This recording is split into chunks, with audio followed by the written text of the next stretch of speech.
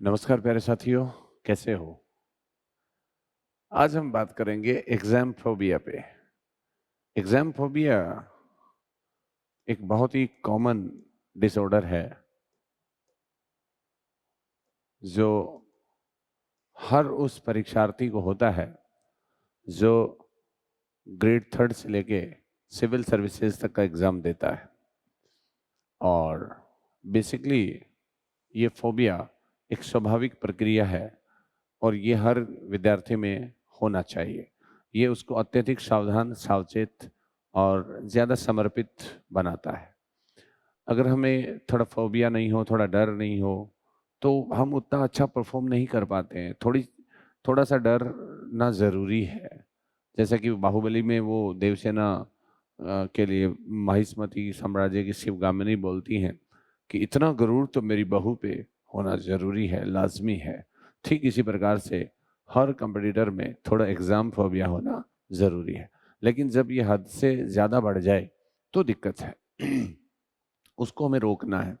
ये बहुत इम्पोर्टेंट इसलिए हो जाता है कि हम बहुत मेहनत करते हैं, बहुत अच्छे शेप में होते हैं, लास्ट तक हम एनर्जाइज़ रहते हैं, लेकिन ऐन वक़्त पे जाके हम एग्ज़ाम से जस्ट पहले फिस्डी साबित हो जाते हैं।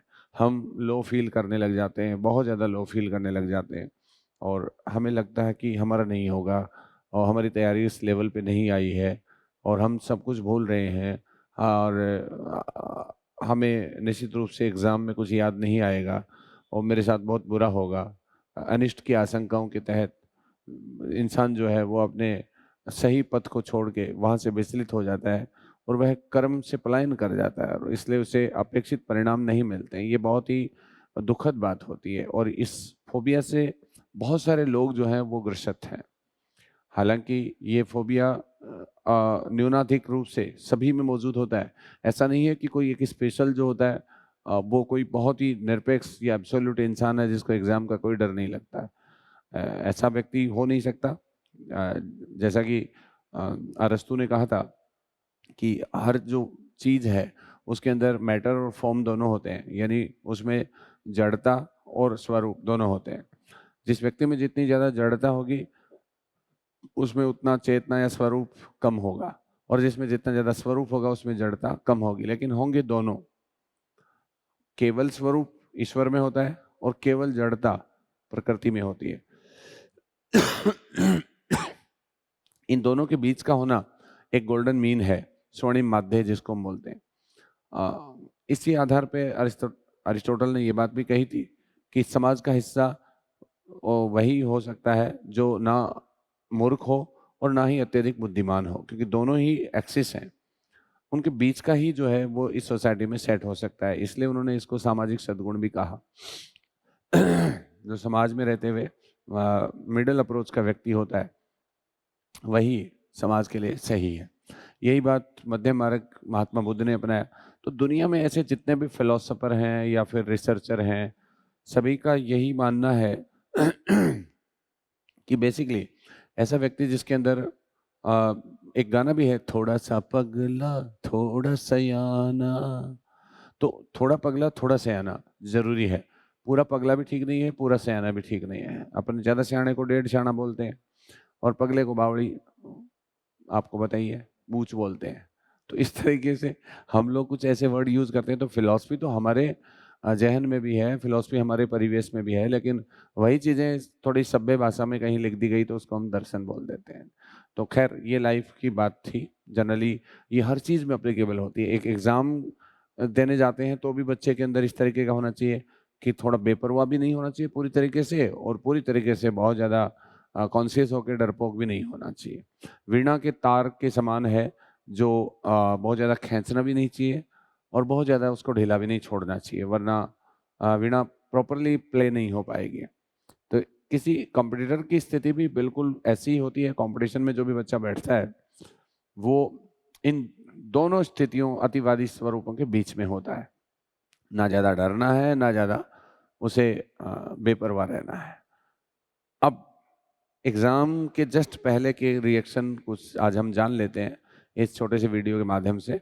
और वो ये है कि हमारा एग्ज़ाम का जब 1-2 दिन बचता है तो हमें तैयारी को स्लो डाउन करते हुए ख़त्म करनी चाहिए। जो भी प्लान आपने बना रखा है उसके अकॉर्डिंग भी आप कर सकते हैं, लेकिन इतनी बात ज़रूर ध्यान रखना कि परीक्षा के ठीक 1 दिन पहले तक आप, ऐसे नहीं है कि आप वहाँ पे 12-12, 13-13, 14-14 घंटे पढ़ रहे हैं और दिमाग को थका रहे हैं। आप नींद के लिए 6 घंटे मिनिमम, इससे ज़्यादा नींद नहीं आएगी मुझे पता है। तो 6 घंटे तो आपको कैसे भी मैनेज करने हैं एग्ज़ाम के पहले दिन, पहली रात। वरना आपका दिमाग इस लेवल पे थक जाएगा कि आपको परीक्षा के दिन कुछ भी याद आने में बहुत ज़ोर आएगा। मानसिक रूप से थकान हो जाएगी, शारीरिक रूप से थकान हो जाएगी, कॉन्स्टिपेंसी हो जाएगी, बहुत सारे इश्यूज़ हो जाएंगे और आप नेचुरल परफ़ॉर्म नहीं कर पाएँगे। जिसके वास्तव में आप हकदार हैं, वो हक आपको नहीं मिलेगा। तो डरना नहीं है। क्या लेकर आए थे जिसका तुम्हें डर है? एग्ज़ाम को लेकर दशरथ में पूरा शहर है।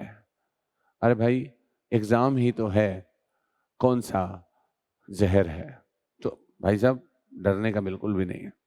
थोड़ा-थोड़ा डर लो, कोई दिक्कत नहीं है, लेकिन पूरी तरीके से समर्पित करके और खुद को खो देना, ख़त्म कर देना, ये कोई बुद्धिमत्ता नहीं है। मानसिक मजबूती परीक्षा के दिन जो है प्रदर्शित करनी है। ये स्मार्ट वर्क होता है, ये मेंटल टफनेस होती है, ये मानसिक दृढ़ता होती है। ये जो बच्चा लेके जाएगा एग्ज़ाम में, वो अपनी तैयारी को सही ढंग से पॉलिश कर पाएगा। अभी तक आपने फिनिशिंग कर लिया है, अब पॉलिशिंग का टाइम है।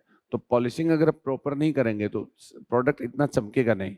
आप देखो कारपेंटर जो है वो किवाड़ बनाता है, उसके बाद में सब कुछ करने के बाद उसकी पॉलिश करता है, उसके बाद में उसकी चमक आती है। जूते हैं, वो सब कुछ होता है, लेकिन पॉलिश का अपना ही एक रोल है। इसी प्रकार के स्टूडेंट के लाइफ में भी पढ़ाई का फाइनल टच जो होता है वो उसकी पॉलिशिंग होती है। और पॉलिशिंग का मतलब होता है लास्ट का जो भी प्लान है उसको आप एग्जीक्यूट करो, और कहीं कोई चीज़ छूट रही है, प्लान में पूरा नहीं हो पा रहा है, मानवीय प्लान जो होते हैं वो 100% फुल प्रूफ नहीं होते हैं, तो छोड़ दो, डोंट माइंड। उसको लेके रोना नहीं है। कोई नया पर्सन आ गया तो उसको लेके धोना नहीं, कोई नया रिजल्ट आ गया तो उसको लेके पकड़ के बैठना नहीं है। किसी बच्चे का अगर परमिशन लेटर में कोई सिग्नेचर गलत आ गया या कोई फ़ोटो अपलोड होने में इश्यू आ गया, उसको लेकर रोना नहीं है। उन सब का समाधान है। सेंटर पे आप एफ़िडेविट के साथ में या सीधे ही शेड्यूल जी वगैरह जो है वो आपको वहाँ सबमिट करना है। सेंटर पे आपको हर इस तरीके की चीज़ें मिल जाएँगी। आप यथासंभव आरपीएससी में भी संपर्क कर सकते हैं। अगर वहाँ नहीं होता है तो सेंटर पे समाधान हो जाएगा। इस चीज़ को लेके आपको अपना एग्ज़ाम फेंकना नहीं है, हर चीज़ का समाधान है। अगर आप राइट हैं तो निश्चित रूप से आपके लिए जो है रास्ते हैं। तो बिल्कुल भी ओवर रिएक्ट नहीं करना है। एग्ज़ाम आ गया, एग्ज़ाम हॉल में पहुँच गए और वहाँ पे पेपर खोल के देखा और पता चला कि साहब मेरे को तो पहला प्रश्न नहीं आ रहा है, दूसरा भी नहीं आ रहा है, तीसरा भी नहीं आ रहा है। अब वहाँ पे आप अपना विकेट फेंक के जाने की स्थिति में हैं, ऐसा नहीं करना है आपको। आपको 3-4 नहीं आ रहे हैं तो वो किसी और को भी नहीं आएँगे। अगर आप एक सजग स्टूडेंट हैं और पढ़ाई की दौड़ में हैं, तो निस्संदेह जो आपको नहीं आ रहा वो बहुसंख्यक को नहीं आ रहा है। इसी भावना, आस्था के साथ में आपको एग्ज़ाम देना है। और 99% आपको जब एग्ज़ाम से बाहर निकलेंगे तो पता चलेगा कि वो 99% लोगों को नहीं आ रहा था। मैं ये नहीं कहता कि 100% किसी को नहीं आएगा। लेकिन अगर सजग स्टूडेंट जो होते हैं उनके पास में कमोबेश मटेरियल सबके पास में 20-19 होता है। एक अच्छा स्टूडेंट 19 को 20 और 21 तक कन्वर्ट कर सकता है, और एक जो थोड़ा-सा अपवंचना वाला स्टूडेंट होता है, थोड़ा इमोशनल स्टूपिड होता है, वो उसी 21 को 19 में ले जा सकता है। तो ये एक स्टूडेंट का रोल होता है। ये एग्ज़ाम के दिन का जो फ़ोबिया, जो डर आपके मन में है, उसके पर जीत हासिल करने वाला योद्धा जो होता है, उसके कारनामों का एक अलग ही स्टेटस होता है। निसंदेह परीक्षा देना एक कला है, और ये कला व्यक्ति को केवल खुद को समझाने से आती है कि यस, मैं जो करूँगा अच्छा करूँगा। एग्ज़ाम के दिन आपको इस भावना के साथ जाना है कि आपसे बेहतर किसी को नहीं आ रहा है। दूसरे व्यक्ति से आप कुछ भी नहीं डिस्कस करेंगे, ना फालतू में पूछेंगे, नॉर्मल हल्की-फुल्की बातें करके और एक कॉमेडियन माहौल के अंदर आप रहेंगे तो निश्चित रूप से आपको फ़ायदा होगा। और ये सब चीज़ें आपको 2-3 सवाल या उससे ज़्यादा सवाल का भी जंप दे सकती हैं, और कॉम्पिटिटिव एग्ज़ाम के अंदर हर एक सवाल का जवाब और हर एक सवाल का सही जवाब जो है वो बहुत मायने रखता है। और हर सवाल आपको आए ये ज़रूरी नहीं होता है। आपको जितना आ रहा है उतना आप ईमानदारी से करिएगा। सावधानी के साथ में थोड़ा-सा सर्कल वगैरह को राउंड अप करने के लिए भी आपको थोड़ा-सा प्रॉपर ध्यान देना है। वहाँ सिली मिस्टेक नहीं करनी है। और मान लो कोई एक दो हो भी गई है तो उसको पकड़ के रोना नहीं है। एग्जाम में बहुत सारे बच्चे होते हैं, वो अपनी एक सिल्ली मिस्टेक को पकड़ के रोते रहते हैं और पूरे पेपर को फेंक के आ जाते हैं। तो आप बाद में आपको पता चलता है कि ऐसी मिस्टेक्स और बच्चों ने भी कर दी, तो आपको बहुत गिला होगा इसका। तो इसलिए आपको किसी इस तरीके का कोई अफसोस नहीं हो। आपको अपनी मेहनत की कीमत चुकानी है, अफसोस की कीमत नहीं चुकानी है। तो इसके लिए बहुत ज़रूरी है कि खुद पे भरोसा रखें। जो गलतियां हो रही हैं वो स्वाभाविक है, उन्हें होने दीजिए। आप परफेक्ट नहीं हैं, आप भगवान थोड़ा ना है। अब भगवान नहीं है तो फिर वैसी उम्मीद आपसे कोई नहीं कर रहा है। आप एक इंसान हैं, इंसान के रूप में रहिए। और इंसान गलतियों का पुतला है, छोटी मोटी गलतियां हो जाती हैं और ऐसी गलतियों से घबराने का नहीं है। जो पर्सन आपको 100% आ रहा है उसको बढ़िया से करना है, नहीं आ रहा बिल्कुल भी उसको सिरे से खारिज कर देना है। बीच वाले जो हैं, जो आ रहे हैं और जिग-जैग चल रहा है मामला, 50-50 है, वो सारे प्रश्न आपको करने चाहिए। क्योंकि प्रोबेबिलिटी के रूल में 50% से ज़्यादा आप सही कर पाएंगे। तो मान लो 10 सवाल आपने किए तो 5 आपके सही हो गए और 5 गलत हो गए। इसमें एक ध्यान रखना है, जो फर्स्ट टाइम आपको एक सॉल्व कॉल मिलेगा, आत्मा की आवाज़ आएगी कि हाँ यार ये है, वही राइट आंसर है। और बाहर निकलने पे आपको पता चल जाएगा कि लगभग वही आंसर था। तो उसको आप पकड़ लेंगे तो ज़्यादा बेनिफिशियरी रहेगा। ऐसे में अगर आपके 2-3 सवाल, 5 सवाल गलत भी हो गए तो 2-2.5 सवाल निकल जाएंगे, तो भी आपके पास में 3 सवाल या 2.5 सवाल बचे रह जाएंगे। तो ये थोड़ा सा आपको बेनिफिट मिलेगा फाइनल मेरिट में, ठीक है। और पेपर का लेवल क्या है, कैसा आएगा, इसका कोई प्रेडिक्शन करके भी आपको एग्जाम में नहीं जाना है कि मैं ऐसे इतने अटेम्प्ट करूंगा, इस पोर्शन में मैं इतने करूंगा, मुझे उसने कहा कि इतना लाना जरूरी है। नहीं नहीं भाई, ऐसा नहीं है। 40% का जो मिनिमम क्राइटेरिया है वो तो आपको कवर करना ही करना है। वो उसको जरूर चेक कर लेंगे आप। वो अगर कवर नहीं हो रहा है तो इतने ज़्यादा कॉन्शियस भी नहीं बने कि आप सवाल छोड़ते जाएं, और इतने ज़्यादा आप बहुत ज़्यादा जो है लेजी भी ना बने कि सब कुछ ही अटेम्प्ट करके आ जाएं कि हाँ ठीक है, देखी जाएगी देखी जाएगी। और वहाँ पे ऐसे आंख बीच बीच के 2 है 3 ऐसे नहीं करना बाबा, ठीक है, वरना गड़बड़ हो जाएगा। और किसी भी तरह का कोई बायस, कोई प्रेडिक्शन, पूर्व धारणा या पूर्वाग्रह लेके आप परीक्षा में नहीं जाएंगे। बिल्कुल हेल्दी माइंड के साथ एग्जाम में जाना है और बिल्कुल हेल्दी परफॉर्म करना है, इस भावना के साथ में कि आपसे बेहतर कोई नहीं है। जग घूमे या थारे जैसा ना कोई। तो इस जग में आप जैसा कोई नहीं है, ये एग्जाम के दिन ऐसा विश्वास आपको निश्चित रूप से बाकी स्टूडेंट के मुकाबले एडवांसमेंट दे देगा। ऐसे में जो बच्चे पेपर खो देंगे उनका स्थान उन बच्चों को मिलेगा जो मानसिक रूप से मजबूत हैं, भावनात्मक रूप से सुदृढ़ हैं। और इस भावना के साथ जाना है कि ठीक है एग्जाम है, पास होगा तो ठीक है, वरना नेक्स्ट एग्जाम आ ही गया है और मल्टीपल ऑप्शन हमारे पास में, grade first, grade second, grade third और RS, SI, बहुत सारी वैकेंसी आपके पास में एक्सप्लोर हुई हैं। तो डोंट माइंड अबाउट दैट कि क्या हो रहा है क्या नहीं हो रहा है। बहुत ज़्यादा अपने आप को ओवर स्मार्ट और ओवर रेस्पॉन्सिबल समझने की ज़रूरत बिल्कुल ना करें। गलती हो गई तो माफ़ करके आगे बढ़ना सीखें, ये बहुत ज़रूरी चीज़ें होती हैं। और इनके ऊपर जो थोड़ा सा सोच लेता है, विचार कर लेता है, वो बढ़िया होता है। एक वो जो अनुत्तरित प्रश्न वाला कॉलम है उसको भी प्रॉपरली आप देख लेंगे, क्योंकि ये फिर हम बहुत ज़्यादा कॉन्शियस होते हैं, बहुत ज़्यादा अंडरडॉग पोजीशन में चले जाते हैं, डर की स्थिति में चले जाते हैं। तो फिर हम सिली मिस्टेक ये करते हैं कि हमने कुछ अनुत्तरित प्रश्न छोड़ दिए, कुछ को हमने भरना छोड़ दिया, कुछ को सवाल सोल्व कर दिया लेकिन नीचे OMR में काम नहीं किया, है ना। तो ये नहीं करना है। You please keep concentrate on your goodness only, and you have to be with your positivity, and don't seek about any negative ideas and information. उसके प्रति आपको बिल्कुल भी किसी तरह का कोई गुरेज नहीं रखना है। और बस यही कुछ छोटी मोटी बातें थी।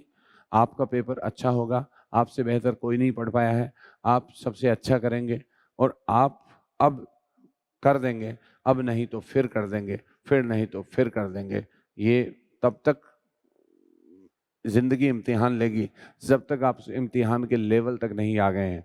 बाकी सब चीज़ें होती रहती हैं, लेकिन कई बार क्या होता है कि हम उस लेवल तक आ जाते हैं लेकिन अपनी कुछ मूर्खताओं की वजह से बाहर निकल जाते हैं। ये मान के चलिए कि सभी लोग 100% देने की कोशिश करते हैं, उनमें से श्रेष्ठतम जो बच्चे होते हैं, या श्रेष्ठतम नहीं, श्रेष्ठतम तो गलत है वैसे, श्रेष्ठ ही, सुपरलेटिव डिग्री अपने आप में श्रेष्ठतम नहीं बोलना चाहिए, केवल श्रेष्ठ।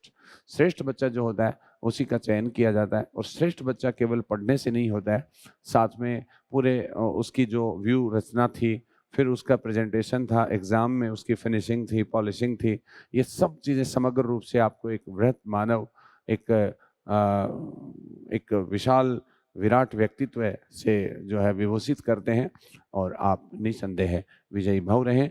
इसी शुभकामना के साथ में आप सभी का बेहतर हो। आप आस्था, विश्वास, अपने कर्म, अपने ईश्वर, माता-पिता, अपने गुरुजन, अपने साथी, वेल विशर सभी के प्रति कृतज्ञ रहते हुए अपने कर्तव्य पथ पर आगे बढ़ते रहें, और आपको यथोचित परिणाम मिले। जो सपने आपने देखे हैं वो आपके पूर्ण हों। इन्हीं शब्दों के साथ में आपको पुनः एक बार बहुत-बहुत बधाई कि आप मनुष्य जीवन में आके प्रतियोगी परीक्षाओं के युग में अपने आप को बेहतरी के रूप में देख रहे हैं। वरना इस समय रोज़गार के बहुत सारे अवसर हैं, उनको छोड़ के आपने अपने सरकारी जॉब की ओर आमुखीकरण किया है। ये भी अपने आप में एक ऐसा विराट व्यक्तित्व का जो संकेत है, जो आपके द्वारा प्रदर्शित किया जा रहा है।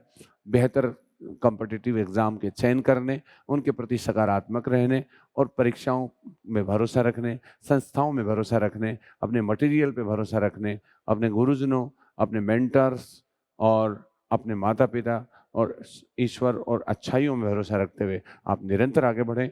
इन्हीं शुभकामनाओं के साथ मैं आप सभी को एक बार पुनः बधाई देता हूँ। नमस्कार, जय हिंद।